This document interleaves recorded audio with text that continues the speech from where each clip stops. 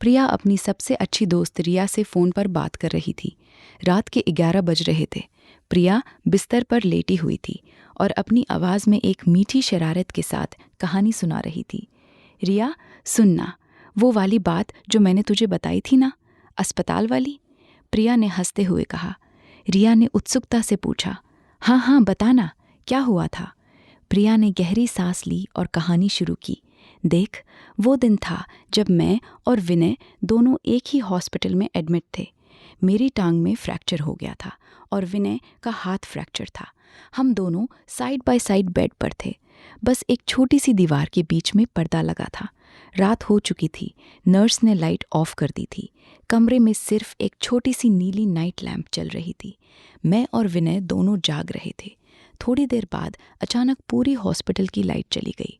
पूरा कमरा अंधेरा हो गया। सिर्फ बाहर की इमरजेंसी लाइट की बहुत हल्की रोशनी आ रही थी। मैंने धीरे से विनय को आवाज़ लगाई, विनय, तुम सो गए क्या? विनय ने फुसफुसाकर जवाब दिया, नहीं प्रिया, नींद कहाँ आ रही है, तुम ठीक हो? मैंने कहा, मुझे डर लग रहा है, अंधेरा बहुत ज़्यादा है। विनय ने तुरंत कहा, तो मैं आ जाऊं, बस पर्दा हटाकर। मैंने हाँ कह दिया। विनय धीरे धीरे उठा और अपने बेड से मेरे बेड की तरफ आ गया। उसका एक हाथ प्लास्टर में था, फिर भी वो बहुत सावधानी से मेरे पास आया। मैंने थोड़ा सरक कर जगह बना दी। वो मेरे बेड पर बैठ गया, फिर धीरे से लेट गया। अब हम दोनों एक ही बेड पर थे, बहुत पास पास। प्रिया, तुम्हें ठंड तो नहीं लग रही? उसने पूछा। मैंने शर्माते हुए कहा, अब लग रही है, लेकिन तुम पास हो तो ठंड कम हो रही है। विनय ने धीरे से अपना अच्छा वाला हाथ मेरी कमर पर रख दिया। मैंने भी उसकी छाती पर अपना हाथ रख दिया। हम दोनों एक दूसरे के बहुत करीब थे। धीरे धीरे उसकी उंगलियां मेरी पीठ पर घूमने लगीं। मैं सिहर गई, मेरी सांसें तेज हो गईं। विनय, मैंने फुसफुसाया।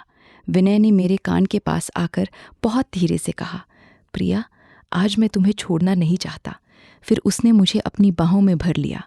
हम दोनों एक दूसरे से लिपट गए। उसकी छाती मेरी छाती से सट गई थी।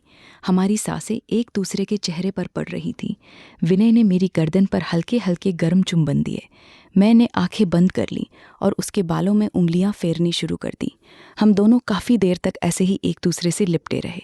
कभी वो मेरी कमर को सहलाता, कभी मैं उसकी छाती पर हाथ फेरती। बीच बीच में हम दोनों हल्के से चुंबन लेते। अंधेरे में सिर्फ हमारी सांसों की आवाज़ और दिलों की धड़कन सुनाई दे रही थी। मैंने उसके कान में फुसफुसाकर कहा, विनय, आज तुम्हारे पास होने से बहुत अच्छा लग रहा है, बहुत गर्माहट महसूस हो रही है। विनय ने मुझे और कसकर जकड़ते हुए जवाब दिया, प्रिया, तुम्हारे साथ ये पल मैं कभी नहीं भूल सकता। काफ़ी देर बाद जब लाइट वापस आ गई, तब हम दोनों अलग हुए, लेकिन हमारे चेहरों पर एक अनोखी मुस्कान थी। प्रिया ने कहानी ख़त्म करते हुए रिया से कहा, बस यही हुआ था रिया। अस्पताल की उस अंधेरी रात में हम दोनों ने बहुत खूबसूरत रोमांस किया। अब भी याद करके शरीर में एक मीठी सिहरन सी होती है। रिया हंसते हुए बोली, वाह प्रिया, कितना रोमांटिक था। प्रिया मुस्कुराई और बोली, हाँ, बहुत रोमांटिक और बहुत यादगार।